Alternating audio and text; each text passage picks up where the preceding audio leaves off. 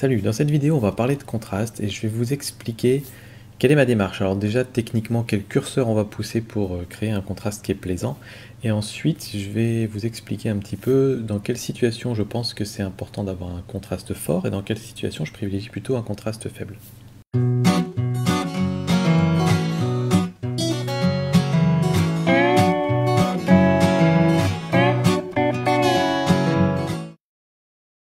Alors tout d'abord, j'ai bien conscience que le contraste, c'est vraiment une notion qui dépend énormément de la façon dont vous voyez les choses. Certaines personnes aiment les photos très contrastées, certaines personnes aiment les photos tout à fait décontrastées.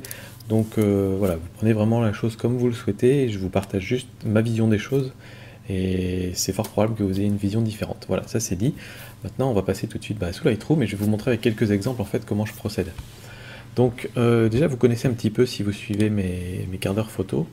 La démarche que je suis en général pour mes photos, c'est-à-dire que je vais d'abord chercher le point blanc et le point noir. Bon, d'abord je regarde si l'exposition générale me plaît, là elle est à peu près correcte, et ensuite je vais chercher le point blanc et le point noir. Donc d'abord je regarde s'il y a besoin de récupérer dans les hautes lumières ou dans les ombres, là il n'y a pas tellement besoin, et ensuite on va augmenter le point blanc pour avoir vraiment des zones blanches sur la photo, et le point noir pour avoir des zones vraiment noires. Alors je vais toujours un tout petit peu, c'est pas la peine de rendre le truc vraiment très très noir comme ça. On a juste besoin d'avoir un petit peu de noir pour que l'œil ait une référence en fait. Donc voilà. Et ensuite on peut jouer sur la clarté, sur tout ce qu'on veut, par exemple ici. Voilà, en fait ça c'est mon réglage de base que je fais sur toutes les photos. Et ensuite on peut s'amuser à jouer sur la clarté et le contraste qui est là-haut notamment. Et donc la clarté, vous allez voir que ça change pas trop le point blanc et le point noir. Vous voyez, le point blanc était là. Si je remets la clarté à telle qu'elle était, ça n'a quasiment pas changé. Et le point noir, c'est pareil, il n'y a pas énormément de changements. Donc ça ne va pas vraiment influencer votre point blanc, votre point noir. Idem pour le contraste. Alors si j'augmente le contraste, très fort, ça va commencer à influencer un petit peu, mais vous voyez, dans le noir, presque pas. Et si je le diminue, c'est pareil, on a toujours notre point noir et toujours notre point blanc. Donc c'est pour ça que je fais vraiment mon point blanc et mon point noir en premier, parce que je sais que c'est des choses qui ne vont pas bouger par la suite. Donc ensuite, en général, effectivement, je joue sur ma clarté. Là, on a de la belle texture dans le bois et dans les champignons, donc je vais en rajouter pour faire ressortir un petit peu ça. Et ensuite, c'est vraiment ce curseur-là qui va m'intéresser. En général, si je veux ajouter du contraste, je vais plutôt jouer sur les blancs et les noirs séparément. Parce que je trouve que quand on fait une photo très contrastée, c'est bien d'avoir des grosses ombres très noires et des grosses ombres très claires. Je suis pas trop fan de pousser ce curseur-là qui va globalement tout recontraster dans la photo. Je préfère plutôt dire on va mettre beaucoup de blanc et beaucoup de noir. Je trouve ça plus plaisant en fait à l'œil. Mais en fait on va ressortir ça pour se remettre comme on était avant. Mais certains peuvent préférer l'autre curseur. Par contre, quand je veux décontraster, j'aime bien utiliser le curseur de contraste pour justement garder mon point blanc et mon point noir. Alors, comment je décide sur cette photo si je veux plus ou moins de contraste? J'utilise globalement toujours la même réflexion, qui par contre peut être tout à fait différente chez vous, mais globalement, quand j'ai un sujet très simple, comme c'est le cas ici, d'ailleurs ma photo j'aurais tendance à la recadrer probablement, peut-être un peu comme ça, on va dire, faire quelque chose comme ça par exemple, on va même les mettre un petit peu plus bas, voilà. On a une photo qui a un sujet simple, identifiable, c'est ces champignons ici, tout le reste est flou, et c'est pas compliqué cette photo, elle est très simple à lire. Dans ce cas-là, j'aime bien mettre du contraste en général. Donc là, j'aurais tendance peut-être à pousser un peu plus les blancs, pousser un peu plus les noirs, et en fait, quand j'ai une photo simple comme ça, souvent pour le contraste, je joue plus sur la clarté en fait, pour vraiment booster ce micro-contraste. Là où je vais parfois plus m'amuser sur les blancs et les noirs, c'est quand je vais passer en noir et blanc. Si je passe en noir et blanc, là en général la clarté on y va vraiment bien fort, et j'hésiterai pas à vraiment balancer plus de blanc et plus de noir, pour faire vraiment quelque chose qui ressort avec, ça fait vraiment ressortir les textures.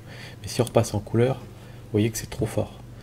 Donc voilà, c'est un petit peu différent pour le noir et blanc. Globalement, je fais la même chose, mais quand je passe en noir et blanc, je pousse les curseurs un petit peu plus fort.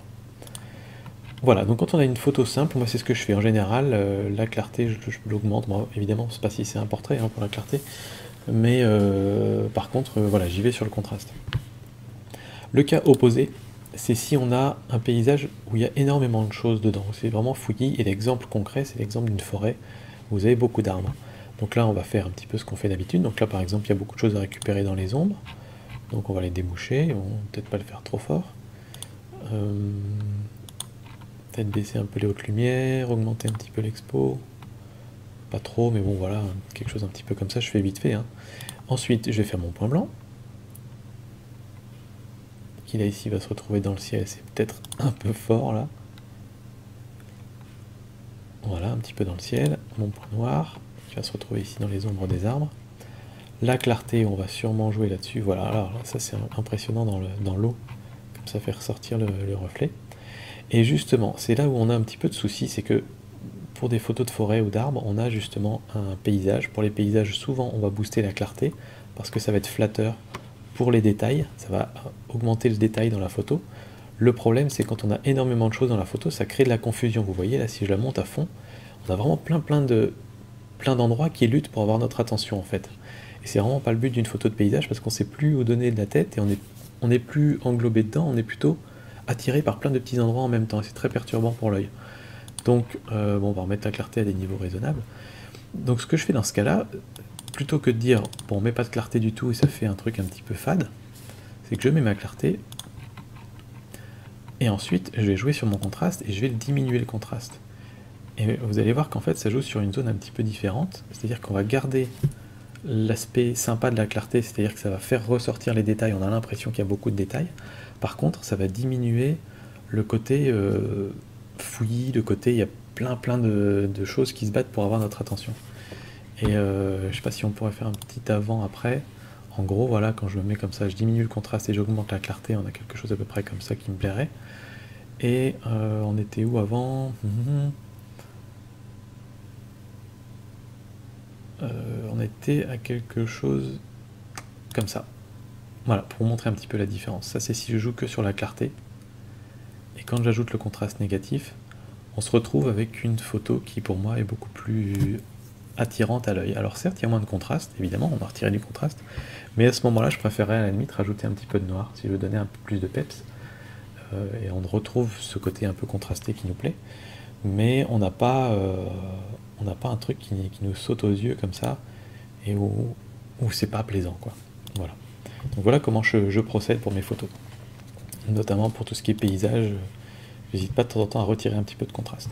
Donc voilà, suivant ces principes-là, on peut voir par la suite, cette photo, à votre avis, elle est comment? Plutôt simple, plutôt complexe? Elle est a priori plutôt simple. Bon, j'ai déjà retouché, et vous voyez que comme elle est très simple, alors j'ai pas joué sur la clarté sur celle-là d'ailleurs, j'ai joué sur les blancs, j'ai joué sur les noirs, j'ai un petit peu de blanc cramé, alors on pourrait peut-être en faire un peu plus, mais il n'y a pas de zone qui est particulièrement blanche sur cette photo, donc ça ferait bizarre de trop pousser les blancs. Par contre, pour les noirs, il y a des zones très noires, donc j'ai utilisé pas mal les noirs pour contraster. Et je pourrais, si je voulais, booster encore un petit peu le contraste. Alors bon, là, ça va jouer sur les couleurs, évidemment. Mais voilà, la clarté, je peux le faire aussi. Alors en fait, oui, je me souviens pourquoi je n'ai pas joué sur la clarté. C'est qu'en jouant sur la clarté, on va faire ressortir tout le détail dans l'arrière-plan qui est flou. Donc en fait, il me semble que j'ai joué sur la clarté, mais avec un pinceau. Et que si on regarde ce pinceau-là, effectivement, j'ai augmenté la clarté et la netteté. Et j'ai peint uniquement sur ma chenille.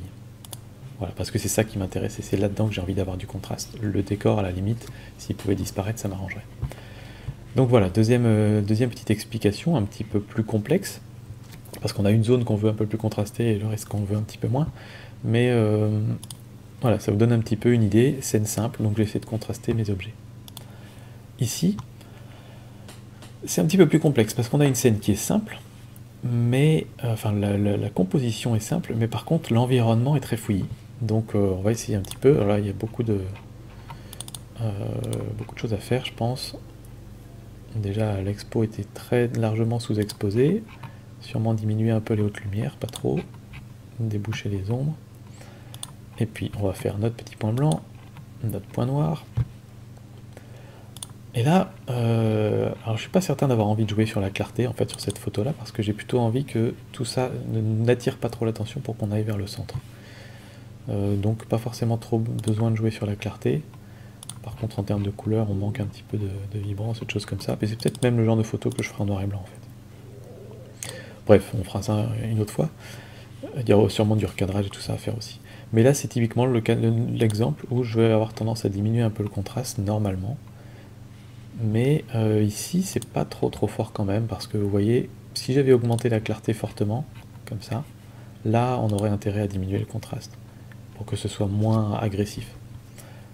Sauf que dans le cas présent, comme la clarté on l'augmente pas trop, parce que justement on n'a pas envie de donner trop de détails dans tous ces endroits-là, on veut donner du détail là-bas au centre, alors on n'augmente pas trop la clarté, donc le contraste, il n'y a pas tellement besoin d'y toucher. Si on baisse un peu, je trouve que voilà, si on baisse beaucoup, ça donne vraiment un effet très délavé, donc c'est pas intéressant. Donc c'est en fait une retouche assez légère sur cette photo-là. Deux autres exemples un petit peu plus complexes que vous connaissez déjà, enfin celui-là vous connaissez déjà, c'était la photo d'un quart d'heure photo. Cette fois-ci, on a un petit peu un mélange des deux, c'est-à-dire que dans la photo, c'est assez simple globalement. On a un premier plan, on a le soleil et on a les nuages. Voilà, donc il n'y a pas énormément d'éléments en fait qui se battent pour notre attention. Mais au premier plan, on a énormément de choses qui sont un petit peu fouillies. Donc, comment j'ai procédé sur cette photo-là? J'ai fait évidemment mon point blanc et mon point noir, vous commencez à connaître la routine. J'ai augmenté un petit peu la clarté, mais pas trop, parce que sinon ça donnait trop d'importance aux herbes devant. Si par exemple ici je passe à, vous voyez, à 35, 80, là on a beaucoup trop d'importance aux herbes devant. Et du coup j'ai pas eu besoin de baisser beaucoup le contraste non plus. Donc c'est vraiment une situation un petit peu entre deux, où on pourrait peut-être même s'amuser à jouer avec les filtres gradués. Alors là j'en ai fait qu'un sur le ciel, mais c'est le genre de choses où on pourrait très bien dire on va augmenter un petit peu le contraste dans la zone qui est là-bas et la diminuer dans la zone qui est devant pour essayer d'équilibrer un petit peu et que ce premier plan ne prenne pas trop d'importance sur la photo. Et ici encore un exemple où on a une composition assez simple, c'est la vache le sujet principal, mais tout ce qu'il y a derrière crée pas mal de confusion et pas mal de fouillis, et donc pareil, je voulais pas donner trop d'importance à tout ça, et donc idem, quand on voit ici, j'ai augmenté la clarté légèrement, pour faire ressortir un petit peu les crêtes et tout ça, diminuer le contraste assez fortement, pour pas que... vous voyez, si j'augmente le contraste, la vache se perd un petit peu dans le décor en fait, alors que quand je diminue le contraste, la vache ressort beaucoup plus, parce que c'est cette vache que je veux beaucoup plus contraster. Et donc j'ai utilisé un pinceau, et sur ce pinceau, vous allez voir, j'ai augmenté le contraste en lui-même sur ce coup-là, parce que ici sur un pinceau, on ne peut pas jouer sur le blanc et le noir, donc j'ai augmenté le contraste uniquement sur ma vache, vous pouvez voir sur le masquage, hein, voilà. Ce qui fait qu'on a la vache qui ressort, c'est la première chose qu'on voit, on sait que c'est ça le sujet, notre œil se dirige là-dessus, et ensuite on n'est pas non plus perturbé par le reste de la photo, le reste crée juste un environnement qui met dans le contexte notre sujet, mais qui ne vient pas lui voler la vedette. On a même ici, qu'est-ce que j'ai fait sur cette partie-là? Ah bah oui, c'est tout le reste de la photo sauf la vache, et qu'est-ce que j'ai fait? J'ai diminué la clarté, j'ai diminué la netteté, pour que ça prenne un petit peu moins de place aussi sur la photo. Voilà, c'était juste pour vous partager un petit peu avec vous ma vision du contraste dans la retouche photo. Je pense que c'est assez intéressant pour faire ressortir des éléments, en cacher un petit peu d'autres, et notamment il y a cette astuce du contraste négatif. Alors c'est pas vraiment un contraste négatif parce que le contraste, je l'ai déjà augmenté au départ avec mon point blanc et mon point noir, je le réaugmente encore avec la clarté, donc finalement le contraste que j'enlève ensuite, c'est enlever certaines fréquences, on va dire, du contraste que j'ai déjà rajouté. Donc c'est pas vraiment du contraste négatif, mais auparavant dans mes photos je pensais vraiment pas à faire ça et j'arrivais jamais à être content de mes photos de forêt, des photos où il y a énormément de choses dedans. Et en fait, maintenant, j'arrive à avoir des résultats qui me plaisent, donc je voulais partager cette petite astuce avec vous, voilà. J'espère que ça vous servira, et puis moi je vous dis à très bientôt. Ciao!